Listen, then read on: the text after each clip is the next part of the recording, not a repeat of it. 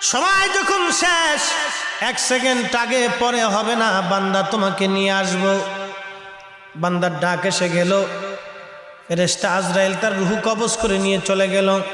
2 দল ফেরেশতা আসছে, একদল জান্নাতি আর একদল জাহান্নামী।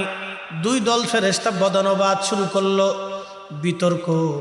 জান্নাতি দল বলল, আমরা তাকে জান্নাতে নিয়ে যাব। এই বান্দা 100 জন মানুষ হত্যা করে তওবা করার জন্য আল্লাহর ওলির বাড়ির দিকে রওনা করেছিল, কিন্তু আল্লাহর ওলির কাছে যেতে পারে নাই, তার আগেই সে মারা গেছে, এই জন্য জান্নাতে নিয়ে যাব। জাহান্নামী ফেরেশতারা বলে, না না, আমরা তাকে জাহান্নামে নিয়ে যাব, কারণ লোকটি তওবা করতে পারে নাই, যাওয়ার আগেই মারা গেছে, এই জন্য আমরা তাকে জাহান্নামে নিয়ে যাব। আল্লাহ পাক একজন ফেরেশতাকে পাঠাইলেন, আল্লাহ তো সবই জানেন।